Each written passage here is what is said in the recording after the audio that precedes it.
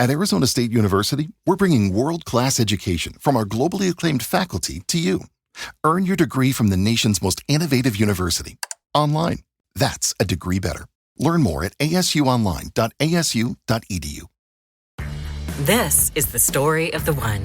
As a custodial supervisor at a high school, he knows that during cold and flu season, germs spread fast. It's why he partners with Grainger to stay fully stocked on the products and supplies he needs, from tissues to disinfectants to floor scrubbers. All so that he can help students, staff, and teachers stay healthy and focused. Call 1-800-GRAINGER, click Grainger.com, or just stop by. Grainger, for the ones who get it done.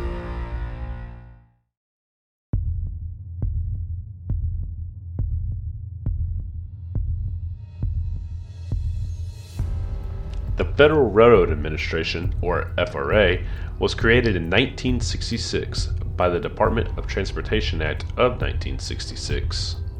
It officially began its operations on April 1, 1967.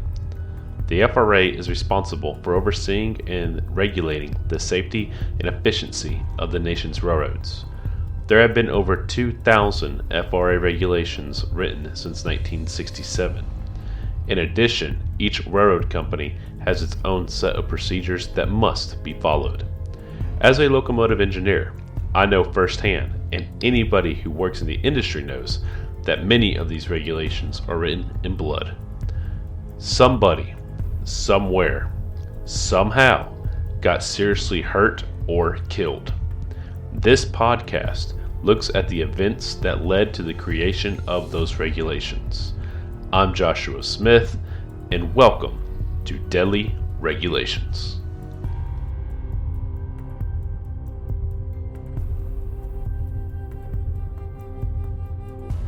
Episode 3, The Angola Horror.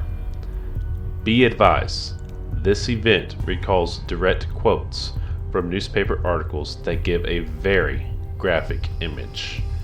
It may not be suited for younger listeners.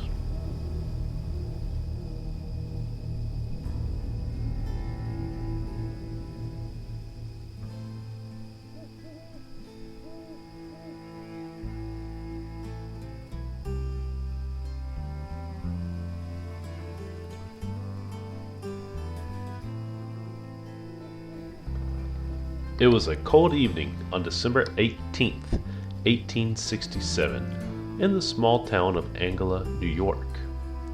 The Civil War had ended 2 years prior, and life was finally beginning to become normal.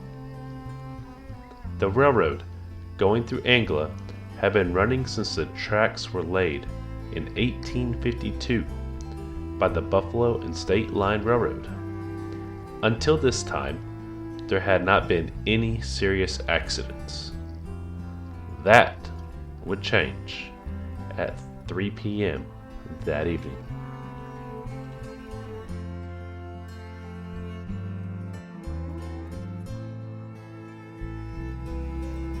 The Buffalo and Erie Railroad had an express train called the New York Express. On this fateful day, it took a train with over 150 passengers to Buffalo, New York. Among the passengers shown to be on the train was John D. Rockefeller, the wealthy businessman who created the great oil company, Standard Oil.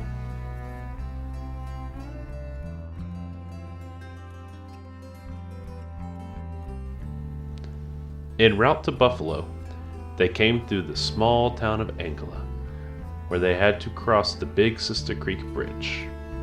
The train consisted of several wooden boxcars, with the rear two cars having stoves and kerosene lanterns for comfort and warmth.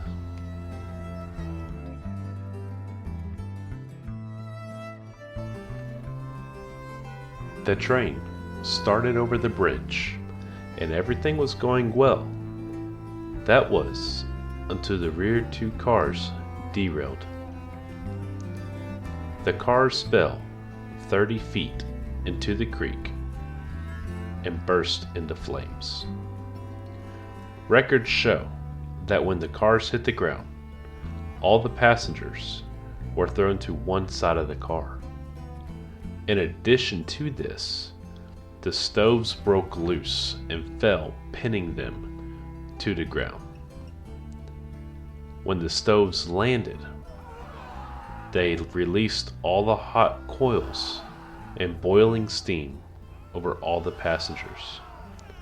To make matters worse, when the boxcars broke, so did the kerosene lanterns, which then lit the cars on fire. The screams of the passengers being burned alive could be heard for 10 minutes. After those 10 minutes, it went uncomfortably silent.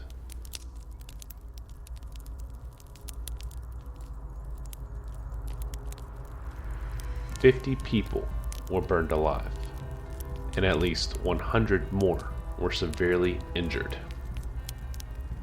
What about John D. Rockefeller? He missed the train that morning. He immediately sent a telegraph to his wife saying, "Thank God, I am unharmed. The 6:40 train I missed had an accident." In a more detailed letter later, he expressed his gratitude, saying that I did not remain in the car with the baggage. Turns out, he had actually put Christmas presents and other personal items on the train that were lost in the fire.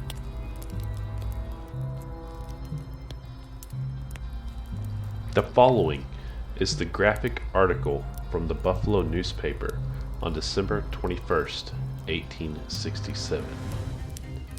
The sickening details of the late dreadful accident at Angola have been spread before our readers. No reporter's pen has been found adequate to the description of the event. The bare facts of the disaster, the harrowing incidents, the fearful scenes from which spectators have recoiled in mingled terror and disgust, have all been so painfully real, so simply horrible, that the most sober and accurate statements, unrelieved by a single bit of imagination, have proved the best and most effective way of telling the story. No trick of the pen, though it had been in the hand of him who described the murder of Nancy and the flight of Sykes, could have added pathos to the story. No magic touch of pencil, though it had been guided by the somber genius of Dorr, could have added horror to the dread reality of the scene. A railway car crowded with human beings whirled over and over down the precipice, tearing, mangling, and bruising the flesh, or crushing and breaking the bones, or battering the heads and dashing out the brains of nearly 100 victims. Another car, equally full of gay, hopeful, and impatient passengers, tumbled headlong down the abyss, from which there is no escape, suddenly catches fire and burns up, consuming, with merciful quickness, thank God, every particle of the victims that could fuel the devouring flames. 10 brief minutes, 10 minutes of the unutterable horror and wailing and gnashing of teeth, 10 minutes of a living and real hell, and all was over. A heap of charred and blackened human bones, mingled with fragments of the car and pieces of broken iron, all there is left to mark the spot. What imagination could paint a scene like this? It is too early, perhaps, to comment without prejudice upon this heart-rending calamity. It is useless to present to try and discover the cause that led to it, or to fix the responsibility for it upon the proper person. We trust that the inquest will be thorough and searching, and the blame, if blame there be, boldly and impartially declared.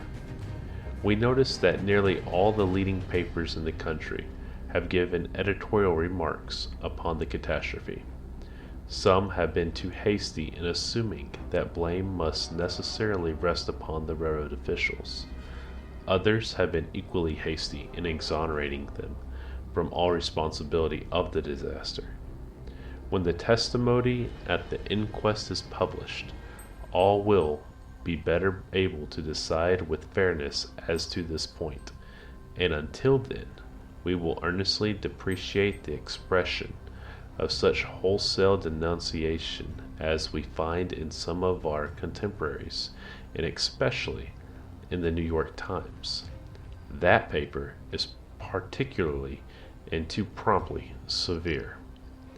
It says, "There is no doubt that there was culpability, horrible culpability, on the part of the managers and agents of the Lake Shore Railroad.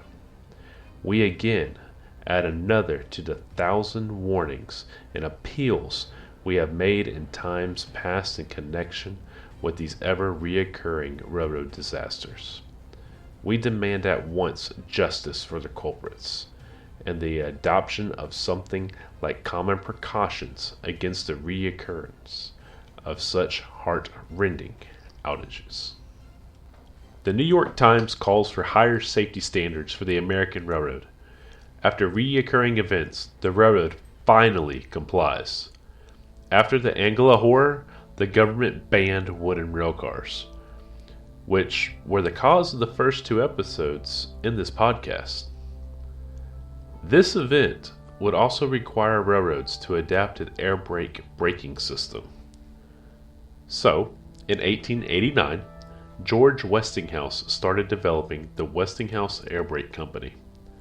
He created the braking system that is still used today. Over 2 million freight, passenger, mail, baggage cars, and 89,000 locomotives were equipped with the Westinghouse Quick Action Automatic Brake by 1905. The braking system allows for better train handling and emergency braking. This event was a big stepping stone in creating safety standards that are still used to this day. The Angola Horror is one of the nation's most brutal and horrific train disasters of the 1800s. The Buffalo newspaper at the time stated, "The name Angola is and will forever be associated with the most fearful railway slaughter on record." It wasn't wrong. Some have forgotten about the incident or never learned about it. However, those who know will never forget the brutality of the event. Next week on Daily Regulations. Not all train disasters can be stopped. Not all bridge disasters are the fault of the bridge. Some have to do with Mother Nature. Next week, we will talk about an event that floated bodies 22 miles away from the crash site. An event that couldn't be stopped, and one that, to this day, there is no regulation to prevent it from happening again.